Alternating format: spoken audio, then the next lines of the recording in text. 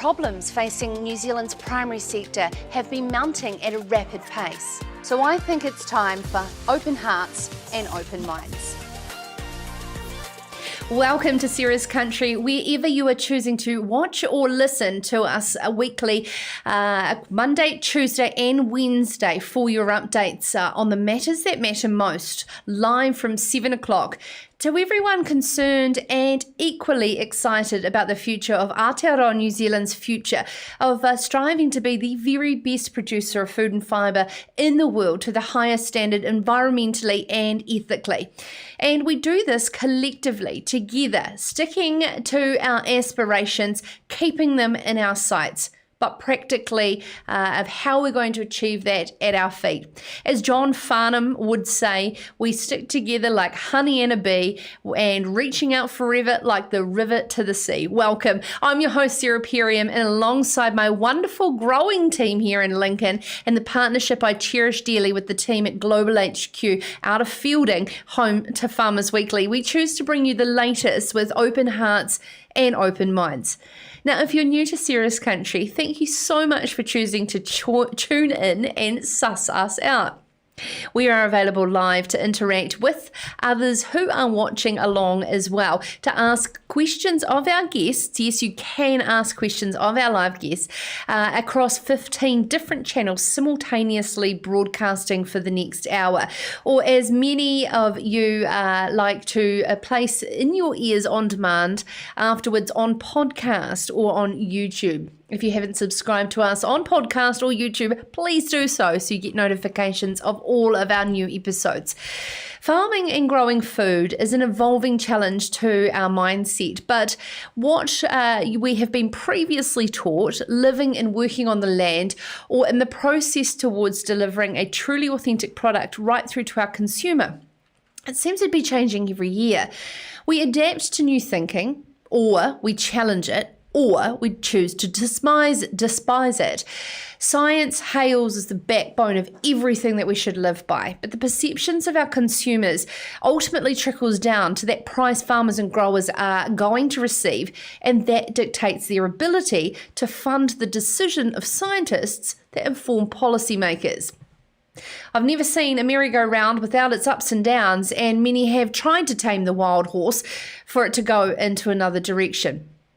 We are on a rather predictable path, though, when it comes to climate change, affecting our decisions on growing food and fibre on the land, regardless of the climate scientists fighting over the methodology that they are using to measure the exact molecules.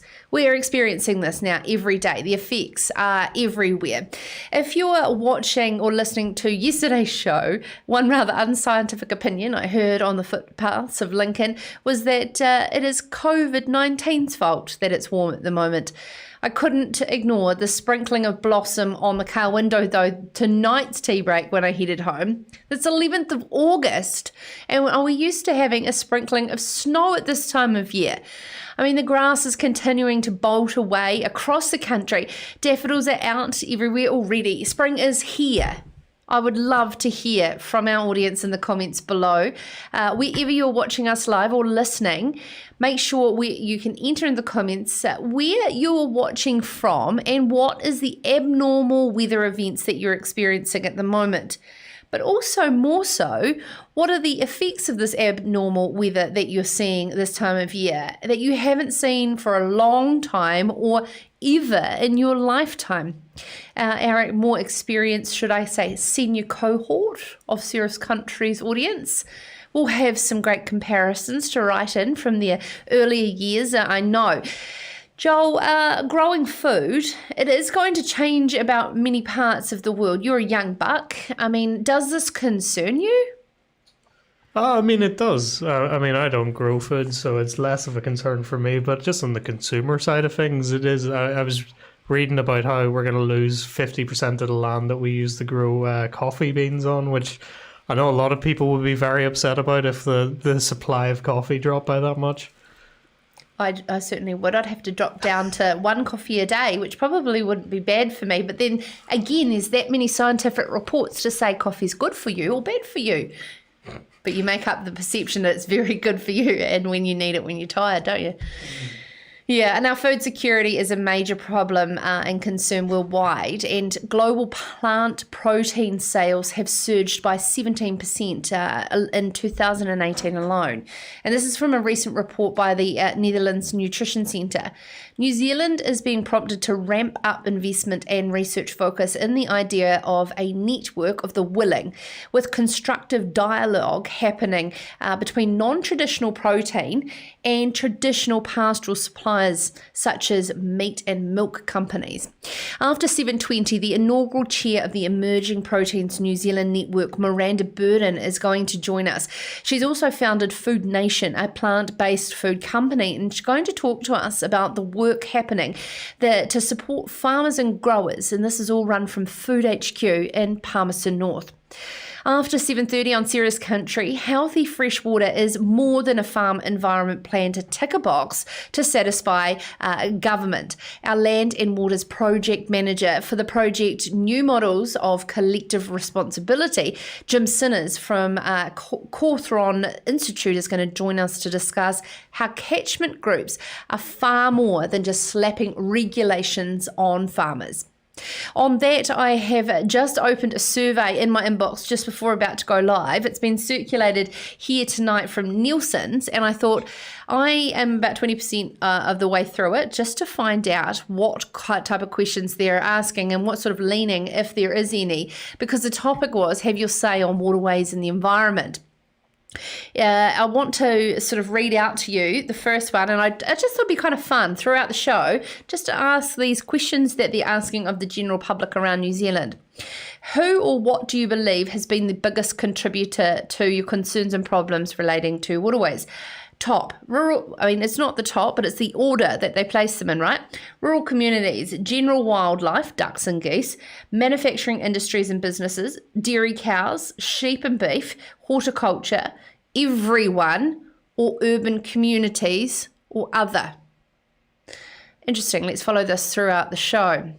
Now, of course, as I was saying there, Jim Sinners joining us to talk more about freshwater. But to close the show is a nearly $4,000 fine for not registering 152 cattle under the National Animal Identification and Tracing Scheme, NAIT, enough to penalise to protect our on-farm biosecurity from future disease threats.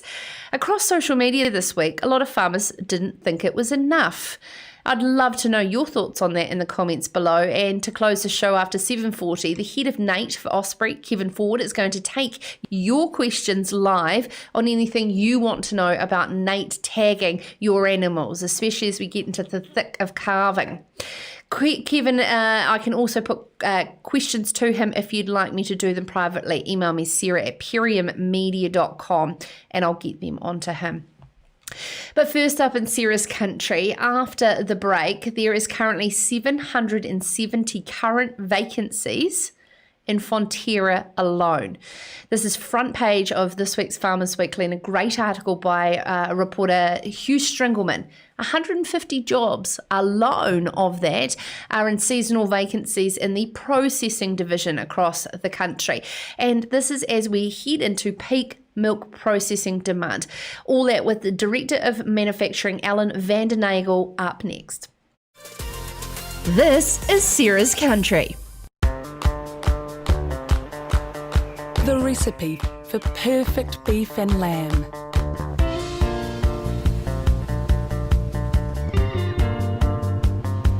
Take one small fresh country. Make sure it's nice and remote.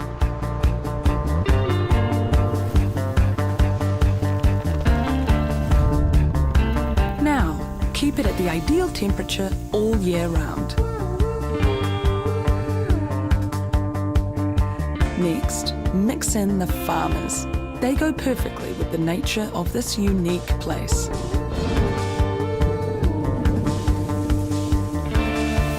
Add regular sprinkles of rain to really bring out the lush meadow grass.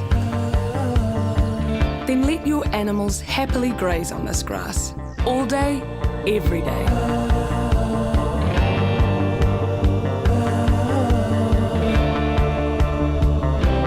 And there you have it, New Zealand, the perfect recipe for beef and lamb.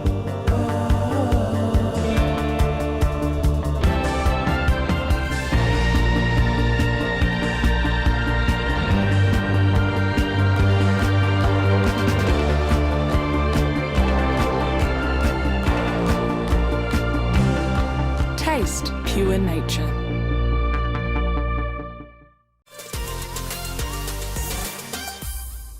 Having a bit of fun in the comments below across a few different things. One, of course, it's a noticeably warm earlier spring. Of course, it's only the start of August and we've got all signs of it. Daffodils, lambs, blossom, the whole lot. Brett has said here in the comments, Taranaki, the soil temperature is still above 10 degrees and the grass is bolting. Wondering what summer will bring. Well, let's hope we have a bit of rain before we get as far as summer.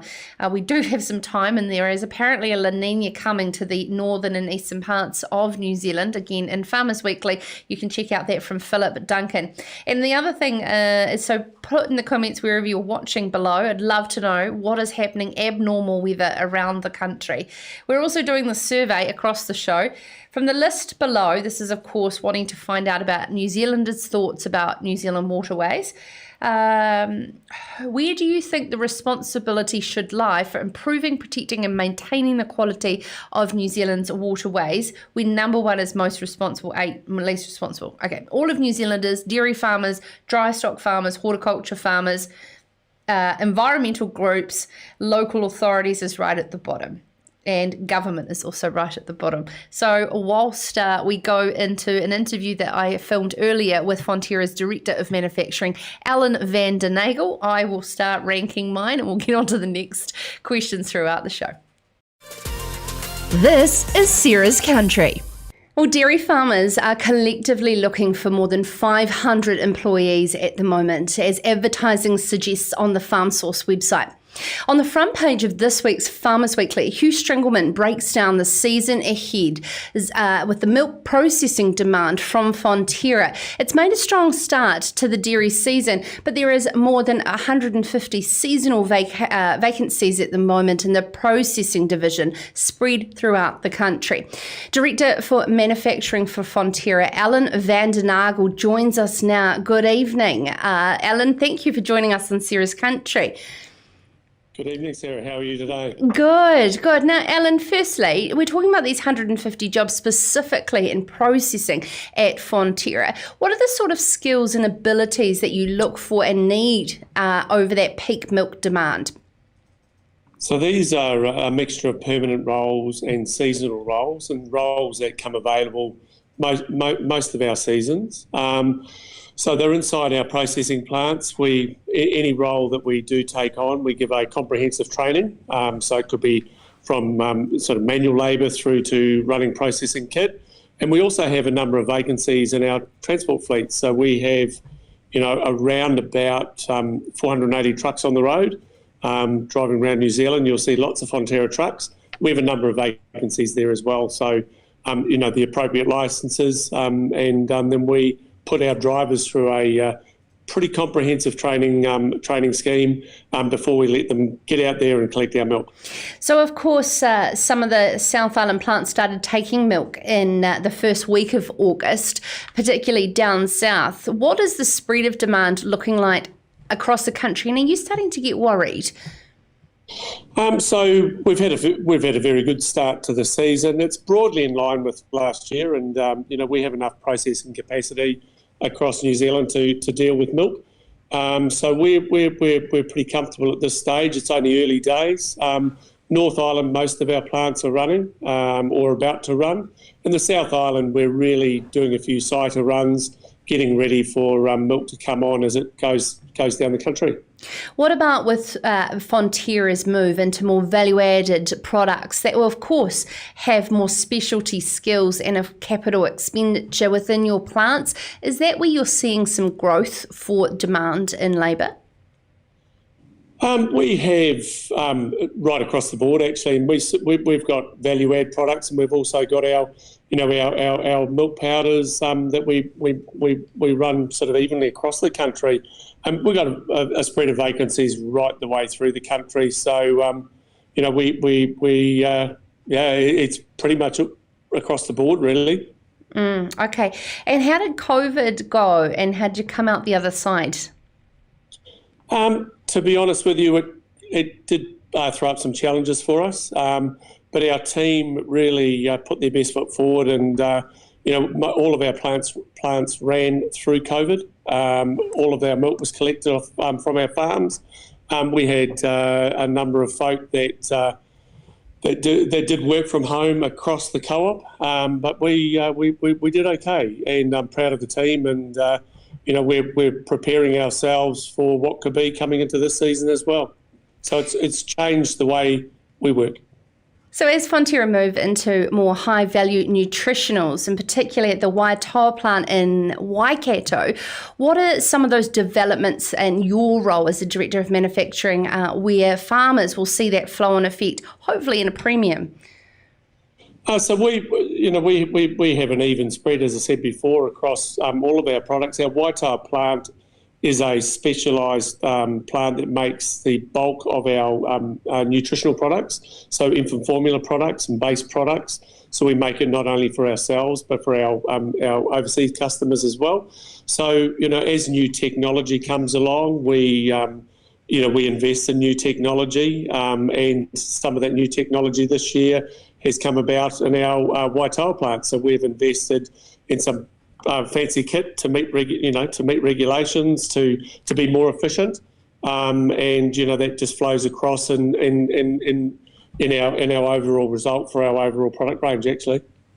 I do have to ask you, while you're here in charge of the manufacturing processing at Fonterra, there has been talk about Fonterra, or milk processing plants in general, potentially having the opportunity of extremely low power rates from TY smelters. But I know that, of course, it's sort of not in line with Fonterra's sustainable future value systems. How much would be involved in taking that, and why not? So, we'd look at all opportunities. Sustainability is at the forefront of what we do, and we've had it's been at the forefront for a number of years. So, the opportunity for electricity, should the TY plant eventually close, and indications are at this point that it will. We're looking at those opportunities, but for us, it is an expensive conversion to use electricity, and we've converted a couple of our plants over to either wood chip or wood biomass, and we see quite a future for that for us. Remembering that with electricity comes a lot of infrastructure costs, where when we convert our existing boilers, we can do it's still relatively sophisticated, but we can do a conversion of existing kit rather than a full replacement. Absolutely. That sounds fantastic. Alan van der Nagel, Director of Manufacturing at Fonterra. And, interesting to know there that even Fonterra and the processing capabilities are still struggling to find staff. It seems to be a constant theme we're discussing every single night on Ceres Country. It's not just behind the farm gate. Now, coming up in Ceres Country, we're going to be joined by the wonderful Miranda Burdon with her new role as chair of a new network called the Emerging Proteins New Zealand. She's going to discuss with us about traditional and non-traditional proteins and how New Zealand can position itself, but quickly we need to move across global players such as the Netherlands to race to this position. All that up next, following a report out last month in conjunction with the great team at Food HQ. We'll be joined with Miranda Burdon after the break. This is Ceres Country. Well, dairy farmers are collectively looking for more than 500 employees at the moment, as advertising suggests on the FarmSource website. On the front page of this week's Farmers Weekly, Hugh Stringleman breaks down the season ahead. Products for New Zealand farms. And in every region across the country, the conditions are very different, and farmers and growers' needs are too. That's why we're always looking for solutions that are just right, like here at our Huntly Service Centre. And here in Canterbury, we've got a self-service silo, so I can pick up fat when it suits me. And here in Morrinsville, we've got a world-class mill. That means that we can safely deliver our customers with the freshest, highest quality feed and minerals. It's about putting the customer first, because that's what drives our business. We've been focusing on faster turnaround of orders. We've got to get the right products to the right places at the right times. Here in Taranaki, we've got New Zealand's only urea manufacturing plant. It's where we create our premium sustained fertiliser. We're supplying nationwide and working locally. By getting to know you and what you want to achieve, we can help you get there. And with the new My Balance platform, Balance has put my farm at my fingertips. In fact, we offer support in all sorts of ways, sharing the best nutrition practice with farming families across the country. Whether we're talking about animal health, farm productivity, or looking after our natural environment, sustainability underpins everything we do. We use our local expertise and the latest tools to help farmers and growers navigate the changing regulations, so you can leave your farm in great shape for the future. And we can be really accurate, avoiding areas like wetlands and waterways with our award-winning Spread Smart tech. It makes the job far safer, more efficient, and gives you the best results. When you've got access to that kind of know-how, you've got the support you need to make sure you're farming sustainably. It's that kind of thinking that'll keep us going for generations to come. Together creating the best soil and feed on earth.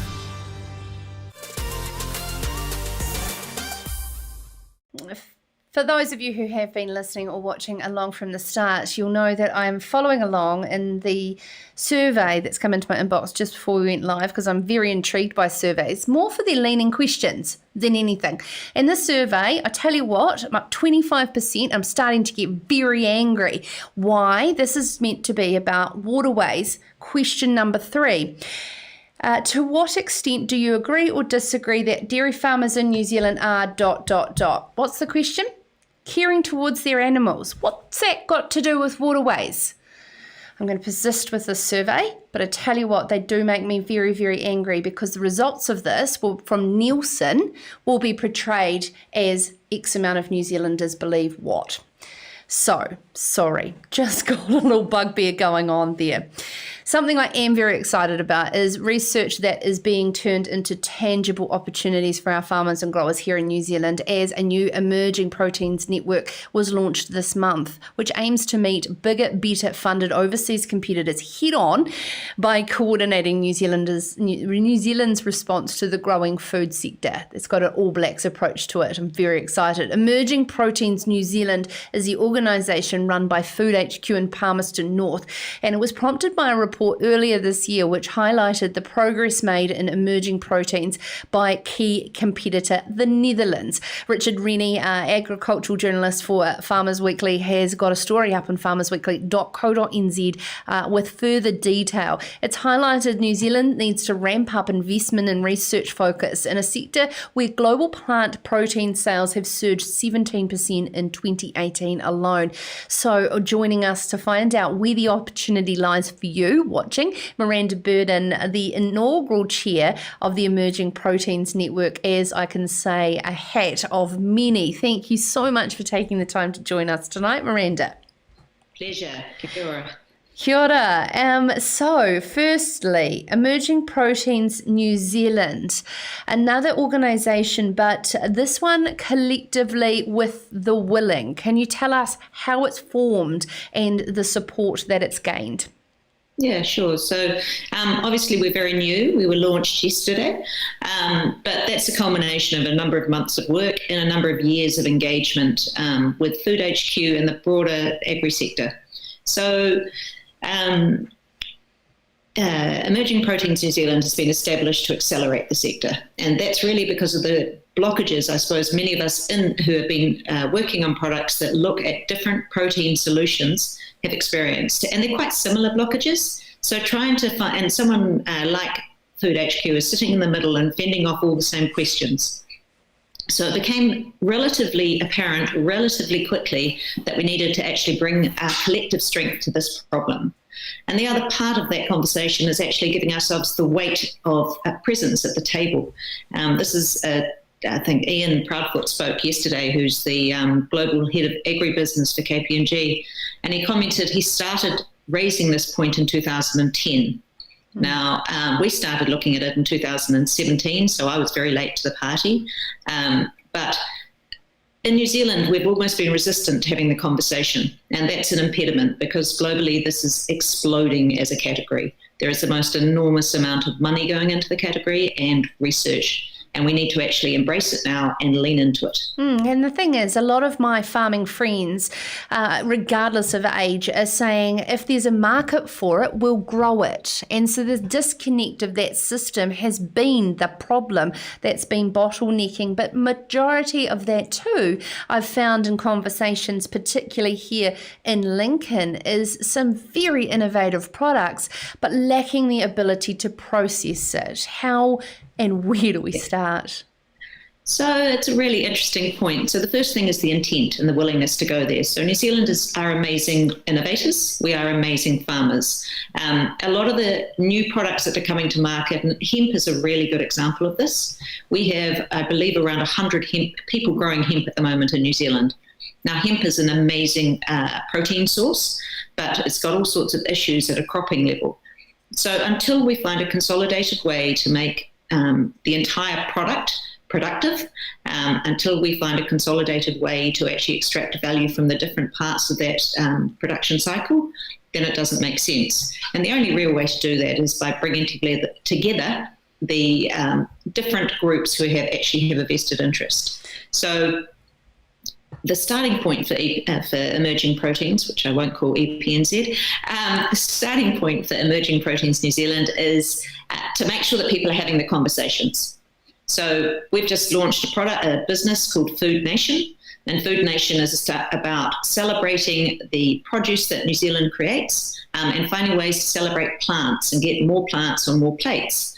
Now, a lot of the products in the market are about meat, fake meat or meat facsimiles. We actually want to showcase what we can do and how we can be the garden to the world, not just the farm to the world. And if we can do that, to your point, Sarah, we can introduce all sorts of alternative revenue streams to our farmers, and we know they'll do them well. But it's about all the steps in that chain coming together, and that won't happen through one individual or one entity. So this is all about us working together. This is my first, apologies, I had some bacon this morning, but nearly my first day of fully vegetables. I am on my food bag, so it does make it easy to make it taste nice. But that's by no choice. I absolutely love my red meat, and I am certainly by no means trying to cut it down. It's just the nature of learning how to consume it in different ways. And we are a consuming nation that just as much as around the world. I want to know, as we sort of alluded to the All Blacks there, the race is on. How do we drop our shoulder into that scrum with the Netherlands, with the might that they have and what is set up as known as Food Valley? And how does New Zealand, little old New Zealand, start to really make some gains in this particular sector? I wouldn't discount what we're already doing. So I think people are in training. You want to use this analogy, then I would say we're getting match fit. And there's some really innovative, interesting things that are happening, but we also have to learn from the best. So this isn't about starting with nothing and trying to create something new. This is about recognizing and applying technology from around the world and then seeing how we can do that so much better. It's about taking the best and applying it. And some of that is about understanding what we can do better than anyone else. So there's certain crops that we're looking at that have been identified in other parts of the world. No one can do a Sauvignon Blanc like we can. Who knows what that will apply to at a crop level. So there's lots of work going on to different crops that this could apply to. And then it's about looking at how we utilize those crops and utilize different technologies to create really productive and valuable IP. And I do think communication and collaboration is a really important part of this, but so is focus and knowing that the end game is actually a productive sector.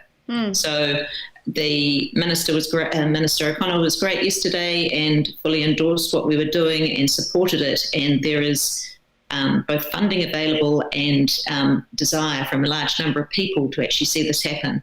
So we need to close the silos. We need to think big and actually make sure that we are performing it at a global level. And I suppose, I keep harking back to our experience, but it's a really great scenario or great case study. We launched our products 2 months ago. We're not making fake meat. We're celebrating plants. And I've I've been in food for 20 years. I've never had an experience where so many people globally have approached us about our products. And can I just take the opportunity, Joel, to be able to put up some images of these products on screen so that we can talk to those. There you can see beetroot, kumara and kiwi quinoa patties, broccoli, peas and hemp patties, cauliflower, turmeric and ginger patties. Happy Patties by Food Nation is what Miranda is referring to there. Beautiful packaging. Is value add right through to that final portion size the direction we should be exporting? I think we can do it. There's people doing really innovative things at an ingredients level. So I think we can be an ingredients supplier, we can be an IP supplier.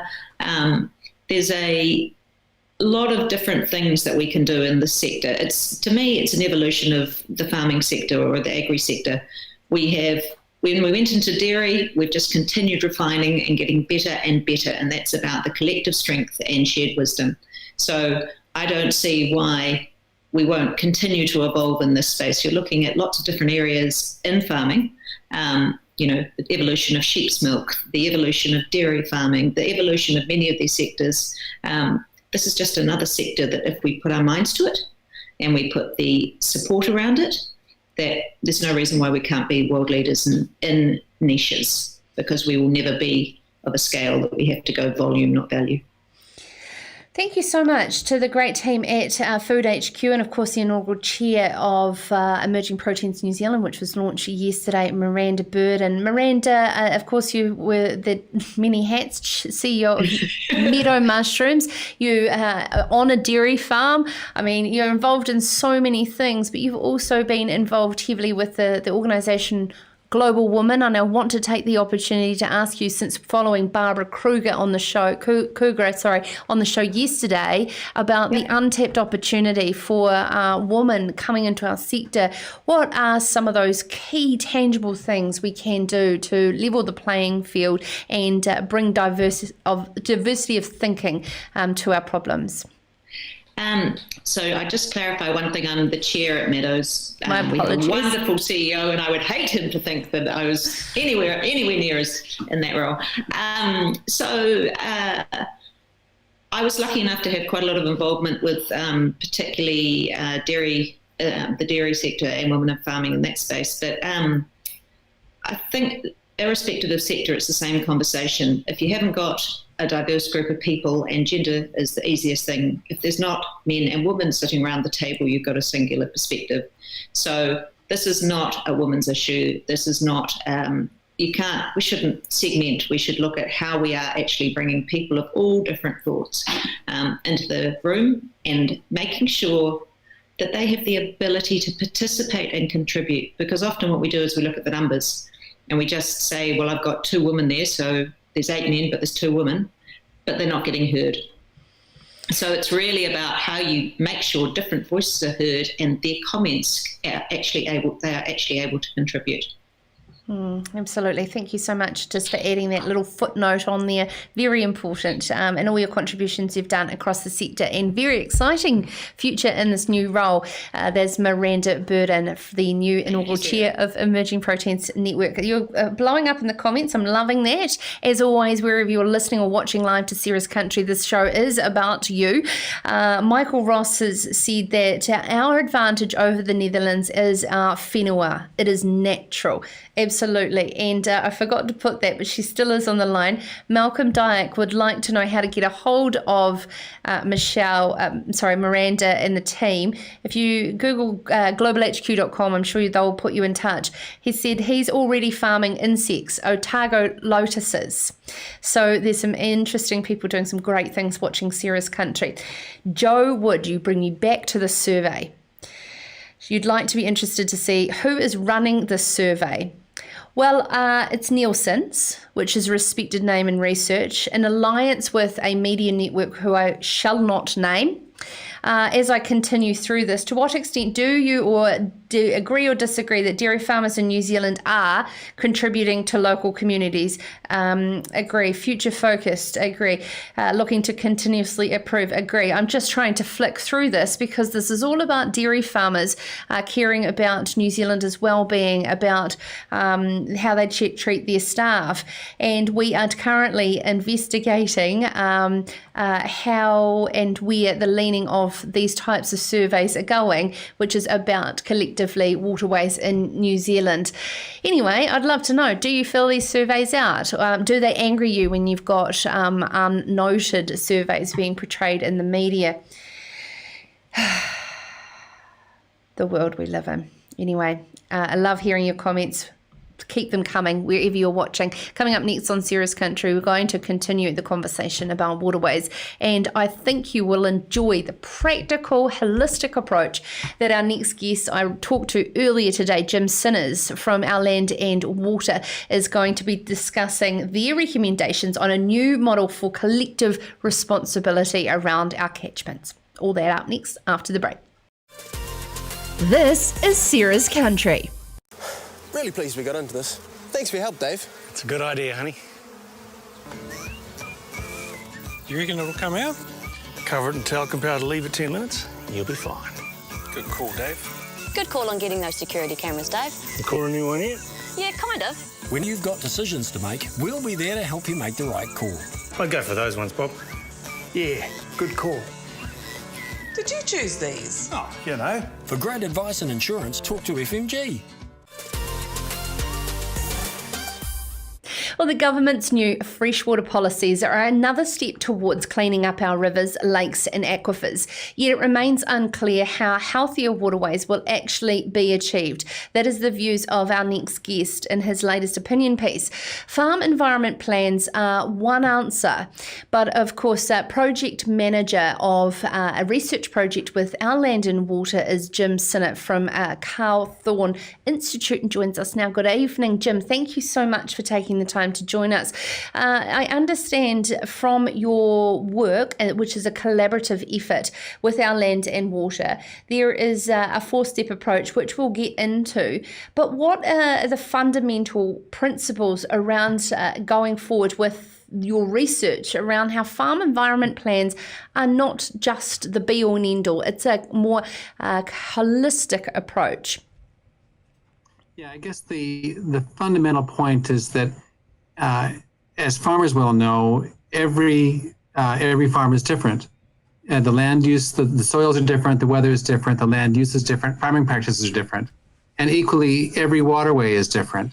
Every lake, stream, wetland is unique in some way. And our concern is that if we design kind of regulations based on one size fits all and farm plans based on a template of what is industry good management practice, we won't get the local solutions that are necessary to make streams healthy. And also, I guess, fundamentally, waterways, then the health of waterways is a reflection of all the land use in the sub-catchment and the wider catchment. And so one farmer, one forester can't make a healthy waterway on their own. It requires everyone to work together. And so that's kind of what's driving our thinking around getting catchment groups together at that sub-catchment scale, neighbors working together with tongue and whenua to achieve the outcomes and the solutions that are appropriate for the local context. Well, the Red Meat Profit Partnership have certainly led the way in the development of a lot of support around catchment groups. It has done land care, manaki whenua. It's been isolated a lot in the right approach. ECAN has gone out on its own as well and been quite leading around the regional council space. How do we now take all the learnings from these different groups and collaborate? I think as we said, there's kind of, we're suggesting 4 steps. And the first one is perhaps the most important, and that's to focus on the outcomes. So let's identify what we want achieved at a sub-catchment scale, so that at a scale that's relevant for the waterway, but also makes sense for the landowners, so they feel as though their land use and their practices are contributing to an outcome at a local scale, somewhere that's near them. They can say, my land use is contributing to that. So let's focus on the outcomes. And then based on that, let's get the landowners, neighbors working together to prioritize, identify local solutions that will achieve those outcomes in their place. And that might mean working together and identifying that a wetland could be restored in one location that everyone can contribute to it and help with, even if it's not on their property. That might be the best way to heal that waterway. And so that's getting people working together. How are you? Yeah, go ahead. Sorry, my apologies. In this collective management project approach, how are you looking to work with iwi's interests in, of course, the health of the land that they feel so connected to healing? Yeah, I think this is really important as well, in that we need to get tangata whenua involved at the local level. And I encourage farmers and other landowners to invite the tangata whenua, call your local marae and ask them if they'd like to come along to your catchment group meeting and have a discussion about what's important to them, what they would like to see, and how they'd like to be involved in finding solutions for those waterways. Can you tell us more about the Pā to Plate project, the Mora Whenua Ora research project in more depth, and how you've seen some case studies work successfully? Yeah, so this is early days, but we have another component of our project is called Pā to Plate, and that is based on the idea of helping Maori producers and others who may want to join in this initiative, but we're focusing initially on Maori producers of food and fiber and other things, to connect them to consumers that are descendants from their home area who may be living away in the cities, and connecting to selling the food to them as a way of reconnecting those descendants back to the land, and also providing income to the landowners and producers. Maybe come back and help with some planting days or other things on the land as well. So that program is designed to reconnect people to the land and engender more of a sense of community and a sense of collective responsibility for the land and the water. So you have a nearly $3 million funding project for the challenge under the National Science Challenge, Our Land, Our Water, which is going through to January 2023. What is your desired outcomes from that funding, Jim? I guess our key goal is to get some recommendations to government and industry and regional councils on how they can best support catchment groups and landowners to achieve these outcomes by working together. So we've got 4 case studies, one in Northland in the Waitangi catchment, one in Hawke's Bay, one here next to Nelson, the Pelorus catchment, Te Haere, and one in Southland in the Purakino catchment. And we're going to bring those people from those different case studies together to share learnings and develop advice and guidance to not only catchment groups, but also to industry and government, to how we can best support these groups to develop local outcomes that achieve local solutions. It's an interesting one because you've got quite a large advisory board that cross a regional council through to our industry bodies and a primary sector, fish and game, all involved. But it's also very easy to regulate on a one-size-fits-all. How would you look to recommend when every single catchment and land ownership is so uniquely different to audit? I guess I think we should focus on the outcomes and audit based on the outcomes. That will incentivize and motivate everyone to devise locally appropriate solutions rather than ticking boxes for good management practice. So I think the key is to focus on the outcomes. Now we need to define those outcomes because they're not always defined at the appropriate scale in the regional plans. We need to get conversations with councils, tangata whenua, and farmers about what is the appropriate scale and outcomes for their local stream, because that may be a tributary to the bigger catchment. When we have goals for the catchment, we need to get those goals down to the appropriate scale so landowners know what they're being asked to achieve. And then audit based on the outcome, not based on whether somebody's built a fence or not. I was just actually likening it to our viewership that will understand this, that you're so effectively saying it's not the prop's fault in the front row for not pushing hard enough if the fullback drops it just before the try line. Everybody's in this together. It's a team effort. We've got to work together or we won't achieve the outcomes. What the last thing we want is for farmers to spend a lot of money building fences or putting in new nutrient ponds, whatever, because it ticks some box. And then in 5 or 10 years' time, we find, lo and behold, the waterway is not healthy yet. And so we come back to the circle again and get more regulation, more impositions on farmers, and more blame. That's the last thing we want. Let's design solutions that are locally appropriate, focus on the outcomes, and do it right the first time. Jim, there's a lot of viewers and listeners I know will be saying, hallelujah, Jim, thank you so much. They're sick of being targeted specifically and individually when this is a holistic approach to healthy waterways that every single New Zealander is aspirational for as well. Thank you so much, Project Manager for an Our Land and Water Research Project under the National Science Challenge, Jim Sinner from Cawthorn Institute joining us there. And of course, you can go to Our Land ourwater.nz for all of the projects that are being funded under the Science Challenge and the great work that they are doing there. Now, coming up after the break, we are going to close the show with a popular guest that loves to take your questions, Kevin Ford. He is the head of NAIT, the National Animal Identification and Tracing Program for OSPRI. We are going to discuss his thoughts, and I'd like yours as we've been talking throughout the program. Do you believe nearly $4,000 is enough of a fine to disincentivize a Waikato farmer who failed to register his 152 cattle beasts? There is a lot of hotness around this on social media that it's not enough. And of course, this is because we are so, inflamed and about this because of things like M. bovis and our biosecurity going forward. As landowners, as farmers and growers, our biosecurity is our everything in this country. And so therefore I found it quite great that our farmers and growers were saying potentially it's not, or do you think that that NAIT system is not there and therefore it is grossly out of line? Kevin Ford is going to also take your queries as we go into, we are in the middle of a very busy calving season, and what your NAIT requirements are. All that to close coming up after the break in Sarah's Country. This is Sarah's Country.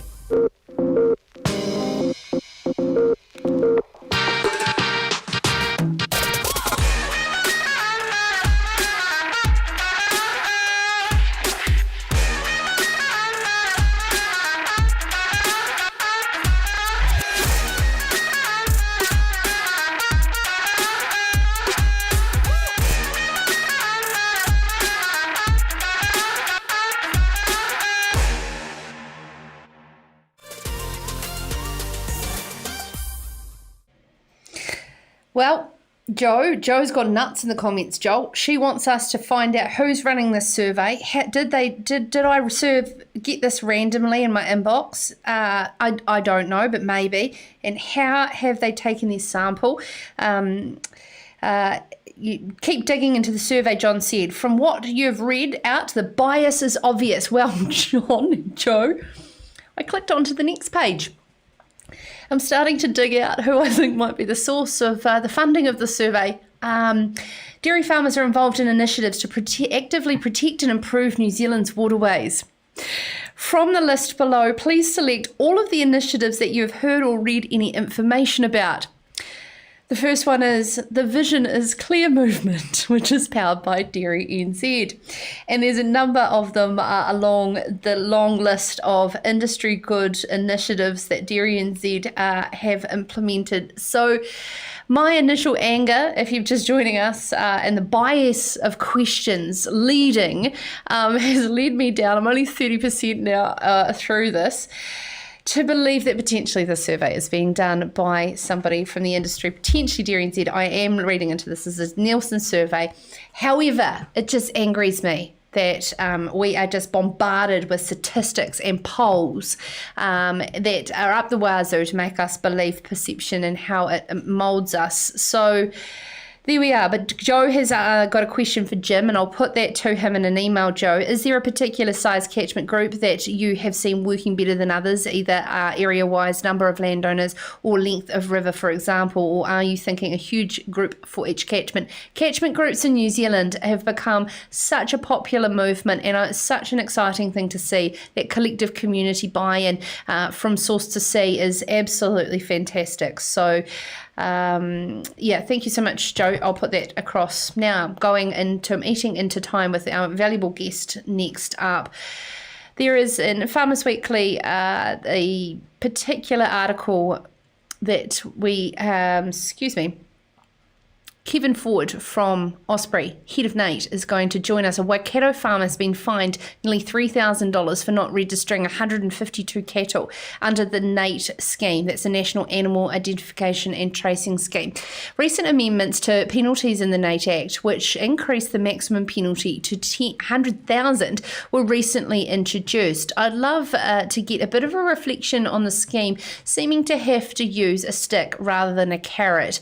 Is the tightening up on compliance necessary? We are joined now, Head of NAIT, Kevin Ford. Good evening, Kevin. Thank you so much. Our audience certainly enjoy when you join the program to take your questions and find out, because NAIT is an evolving thing. Question to set the scene. Pre-Bovis to now, how is farmers' behaviour around compliance of tagging? Good evening, Sarah, and thanks for having me back. Really great to be back on the show. Look, when we look at tagging and registering, the statistic that we collect is basically on animal registrations. I've actually got them up in front of me right now, so sorry if you're looking to the right. But 2017, the 45% of animals were registered prior to that movement off farm.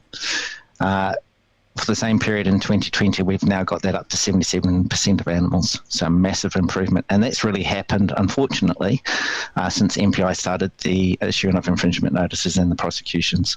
It's a bit disappointing we're having to use the stick to actually get a message home, but it is actually having a really good effect in regards to compliance. Okay, so we're talking about the Waikato farmer that on social media, when the story circulated, there was many farmers that were commenting, well, we assume on social media, but that this is not high enough for this failing to register 152 cattle. Has there been a change in sort of sentiment around everybody collectively doing our best for biosecurity? Look, I think there's definitely been a strong change in sentiment from farmers. Those that are complying are really sick and tired of those people that are letting the industry down. It's definitely something that came out since I joined OSPRI in 2018 at the end of the NAIT review and the implementation of the amendments to the Act. Farmers were saying to us, look, you need to get tough on this. You're going to have to start using the stick. The $3,900 for the Waikato farmer, I'm not too sure because I haven't seen the sentencing report as yet, but I know for the other two farmers that's a discounted impact. So basically the sentencing judge starts off high and then you get sentencing discounts for early pleas guilty. They're all of the three successful prosecutions at this point in time relate to offences committed in 2019, so they apply to the maximum $10,000 infringement. None of these three that have gone through the courts at the moment relate to the $10,000 per animal up to $100,000 for an individual, and for companies up to $20,000 per animal up to $200,000. Now, I've just want to say to our audience who are watching live, while we've got Kevin Ford here, please feel free to ask your comments in the questions below, anything to do with your NAIT compliance, because a lot of people are still continuously getting their head around it for all different reasons. Why, Kevin? I mean, they may have just got back into the industry, lifestyle blocks, new developments as sort of deer has come into the board and sheep. So whereabouts are you seeing the biggest holes come, especially particularly mid-calving, that you want to get that strong message out there? Look, mid-calving, I was really, really shocked today when I got an email for non-compliance to calving sales in the Central North Island. More than 50% of the calves arrived unregistered at those sales, and that was this week. That's really, really shocking. And we're talking that's probably around 600-700 calves across 2 sales arrived unregistered. So the big emphasis at the moment during calving is to make sure that your calves are tagged and registered before they leave. If you're buying calves, make sure you speak to if you're buying them direct from the farm, that you speak to the picker at that location. Make sure that they're tagged before they're moved. Make sure you've got an animal status declaration, and make sure the movement's recorded. If they're going to sale yards, you just need to make sure they're tagged and registered, and the sale yard will do a one-legged movement, and make sure your ASD forms are all complete and up to date. If you've using a livestock transporter, there's that new declaration that's come in. If you want to make it nice and speedy with no hassles, pull out that declaration so that your transport operator can pick them up and get them off. There's an assumption when it comes to how they arrived, but the penalties and the enforcement of these penalties with the changes of the picker, person in charge of animals, how much emphasis and the stick is swinging at transport companies? The change to the Act. We've lost Kevin's audio. There you go. Can you hear me now? Yeah.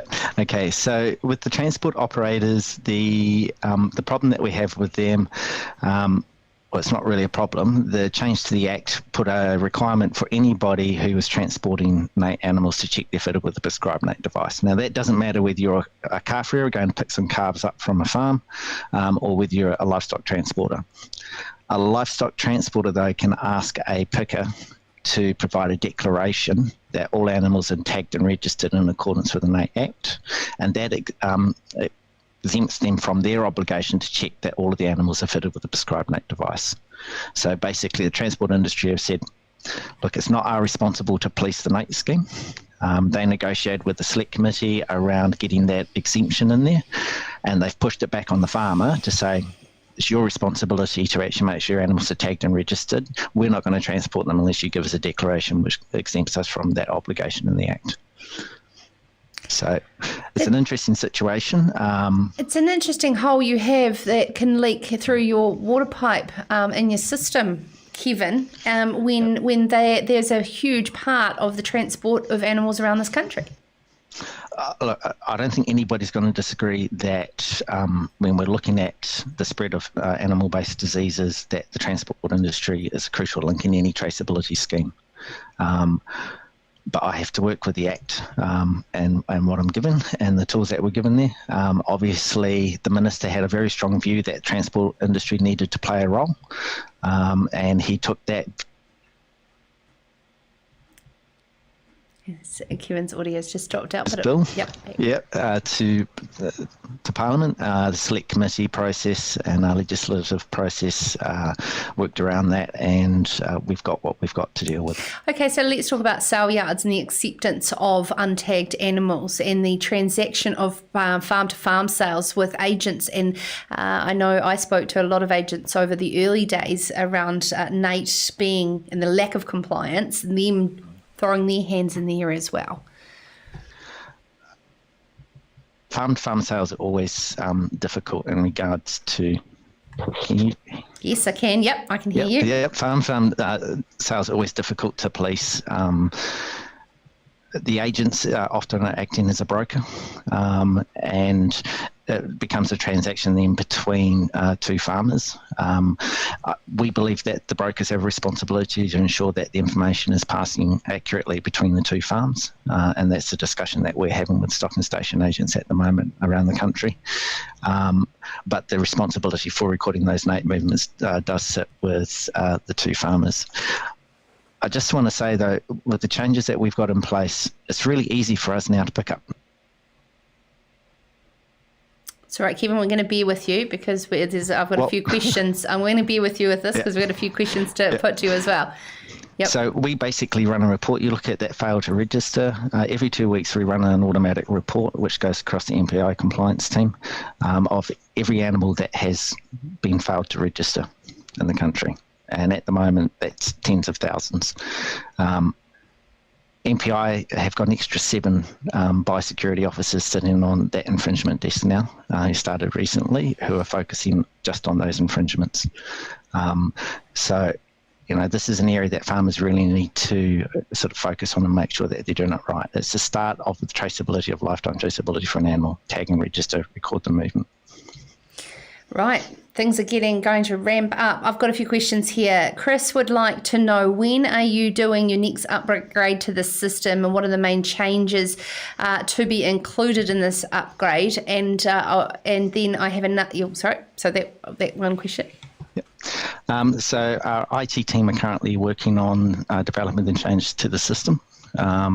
It is a brand new system. We're looking at just trying to update the user interface, but it actually worked out that the old NAIT system that we've got, which was developed in 2012, to actually just replace that user interface was going to take just as long and cost just as much as replacing the whole system. So the board has gone down the path of replacing the whole system. That's going to start off with the first function that comes out of the new system is actually an electronic animal status declaration. And that's looking at full functionality, and then over time we'll get to basically the whole system being fully replaced. But that's a 2 to 3 year time frame. It's not going to be happening overnight, so I do have to ask that farmers do bear with us as much as possible with that. That's good to We hear. will be looking at some other options to try and make it easier, but that's still in the pipeline. Very good to hear, Kevin. Very, very good to hear. And I'd hate to see what the price tag on that will be, but it is a necessity, those changes, and with the EASD involved as well. Paul would like to know, what's the testing requirements for new season calves from dairy herds in the Hawke's Bay TB control zone prior to movement? So he's got me there in an area that's not my area of expertise, which I assume he's referring to TB testing. Look, Paul, I can't tell you that off the top of my head, but what I will do is I'll get that information, we'll get it posted onto the Facebook page as a response. I don't want to put him wrong, but it's not my area of expertise, I'm afraid. Fantastic. So, Paul, Kevin is the head of NAIT specifically, I know from OSPRI, but particularly we're talking about animal identification and tracing at the moment. What education programs are you running for lifestyle blocks? Lifestyle blocks? We've actually we've just been through a restructure now at OSPRI, and we've got these 3 new regions as part of our regional model, each with a general manager. We are working with our regional partners, so we've now got 15 regional partners across the country. Some of them we're still just recruiting to those positions to focus on the education. We have linked in with Lifestyler magazines, and there's an online Lifestyler website where we've got promotional and educational activities and information on those. And we're working with our OSPRI committees, federated farmers, and obviously dairy and beef and lamb and dairy industry to target where we can get them those sort of educational workshops into lifestylers.